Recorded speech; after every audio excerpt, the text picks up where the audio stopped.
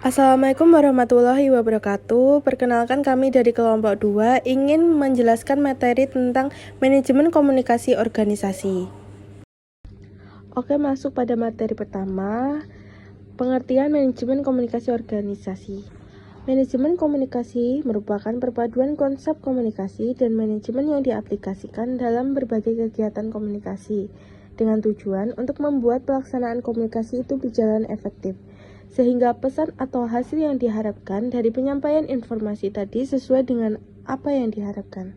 Sedangkan menurut Katlib dalam bukunya Efektivitas Public Relation bahwa manajemen komunikasi adalah proses timbal balik atau resiprokal pertukaran sinyal untuk memberikan informasi, membujuk atau memberi perintah berdasarkan makna yang sama dan dikondisikan oleh konteks hubungan para komunikator dan konteks sosialnya. Organisasi.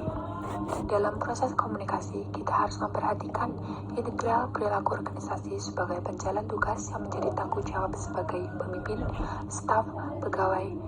Maka dalam organisasi memiliki beberapa fungsi, yaitu 1. Fungsi informasi, 2. Fungsi regulatif, 3. Fungsi persuasif, 4. Fungsi integratif.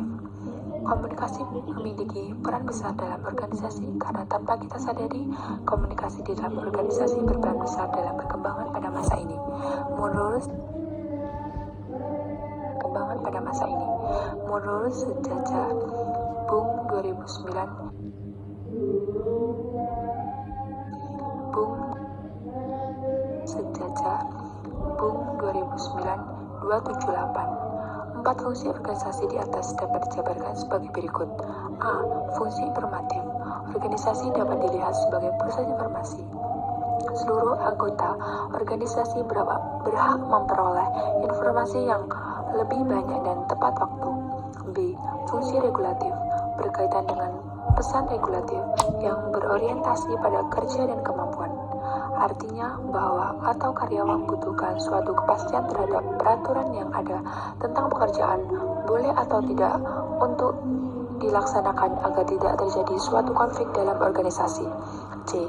Komunikasi persuasif. Komunikasi persuasif berguna untuk memberikan informasi agar para anggota menjalankan perintah. D. Komunikasi integratif. Komunikasi integratif berfungsi untuk mengintegratif seluruh informasi yang telah diberikan pemimpin kepada para anggota agar sesuai dengan keinginan ataupun maksud awal dari pesan tersebut. Akan membacakan yaitu tentang peran manajemen komunikasi organisasi. Manajemen berperan sebagai penggerak aktivitas komunikasi dalam usaha pencapaian tujuan komunikasi. Manajemen komunikasi adalah manajemen yang diterapkan dalam kegiatan organisasi dan memiliki peran yang sangat penting. Ini berarti manajemen akan berperan atau sebagai penggerak aktivitas komunikasi organisasi untuk mencapai sebuah tujuan. Hoffman menyatakan komunikasi adalah proses di mana seorang individu atau komunikator mengoperasikan stimulasi biasanya dengan lambang-lambang bahasa atau verbal maupun non-verbal yang digunakan untuk mengubah perilaku suatu individu. Dari definisi di atas, maka dapat didefinisikan bahwa tujuan dari sebuah organisasi itu sendiri adalah untuk mengubah tingkah laku suatu individu. Dampak dari manajemen komunikasi organisasi tersebut antara lain yaitu 1. Kesalahan dalam menetapkan keputusan-keputusan dalam dunia kerja atau dalam sebuah organisasi ditentukan oleh seseorang untuk mencapai tujuan yang telah disepakati dalam organisasi tersebut. 2. Produktivitas menurun. Komunikasi yang tidak efektif akan mempengaruhi tingkat dalam produktivitas atau organisasi lainnya. Strategi yang berantakan. Suatu strategi akan berantakan bila pihak pelaku tidak berkomunikasi dengan baik, maka tidak dapat memberikan solusi ketika organisasi tersebut sedang dalam keadaan krisis atau dalam sebuah masalah. 4. Efisiensi yang rendah. Komunikasi yang tidak efektif akan memberikan dampak kepada efisiensi perusahaan atau sebuah organisasi. Efisiensi yang rendah dapat disebabkan oleh komunikasi yang tidak jelas, yang berdampak pada program kerja yang terhambat, sehingga akan sulit dalam mencapai sebuah tujuan yang telah ditentukan. 5. Perbedaan persepsi. Ketika efektifan komunikasi dalam organisasi berdampak pada sudut pandang yang berbeda, artinya seorang komunikator harus dapat berkomunikasi dengan baik untuk membangun sebuah pandangan yang sama terhadap komunikan. 6. Hilangnya kepercayaan. Dampak komunikasi yang tidak efektif tersebut berkaitan dengan kesalahpahaman. Dampak dari kesalahpahaman tersebut akan menimbulkan rasa yang tidak percaya kepada pihak lain. Unsur-unsur komunikasi. Dalam komunikasi terdapat unsur-unsur yang mencangkup tentang komunikasi. Proses komunikasi merupakan rangkaian dari unsur-unsur yang harus dilalui dalam pengiriman informasi. Dalam proses tersebut terdapat unsur-unsur yang dirangkai sebagai berikut. 1. Pengirim pesan atau komunikator. Komunikator adalah orang ataupun pihak yang bertindak sebagai pengirim atau penyampai pesan dalam proses komunikasi. Komunikator dapat dilihat dari jumlahnya terdiri dari 1. Satu orang, 2. Banyak orang dalam pengertian lebih dari satu orang, 3. Massa. 2. Pesan. Pesan komunikasi dapat mempunyai banyak bentuk.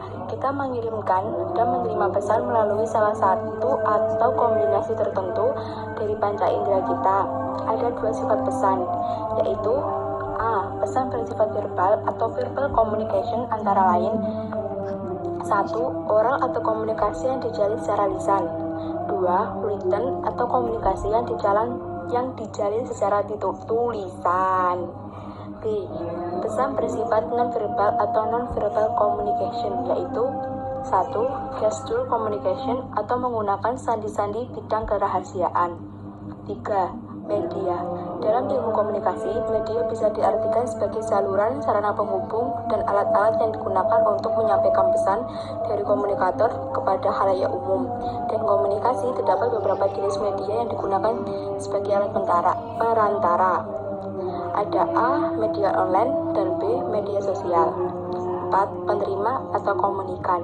Komunikan atau penerima pesan adalah seseorang ataupun sekelompok orang yang menerima sumber pesan yang disampaikan dari komunikator. 5. Efek komunikasi. Efek komunikasi diartikan sebagai pengaruh ataupun perubahan yang terjadi pada diri penerima pesan atau komunikator. Terdapat 3 tataran pengaruh dalam diri komunikan. 1. Kognitif atau seseorang menjadi tahu sesuatu. 2. Efektif atau sikap seseorang terbentuk. 3. Konatif atau tingkah laku, hal yang membuat seseorang bertindak melakukan sesuatu. 6. Umpan balik. Umpan balik dapat dimaknai sebagai respon, tanggapan atau jawaban komunikan atas pesan yang dikirimkan komunikator kepada si penerima atau komunikan. A. Kesimpulan. Berdasarkan uraian permasalahan sebelumnya, maka dapat disimpulkan sebagai berikut. 1. Manajemen komunikasi merupakan perpaduan konsep komunikasi dan manajemen yang diaplikasikan dalam berbagai setting komunikasi.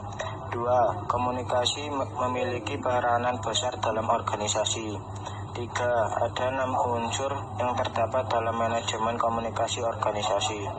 4. Manajemen berperan sebagai pergerakan aktivitas komunikasi dalam usaha pencapaian tujuan komunikasi. Sekian dari kelompok kami. Apabila ada kesalahan mohon dimaafkan, apabila ada kekurangan mohon diingatkan. Wassalamualaikum warahmatullahi wabarakatuh.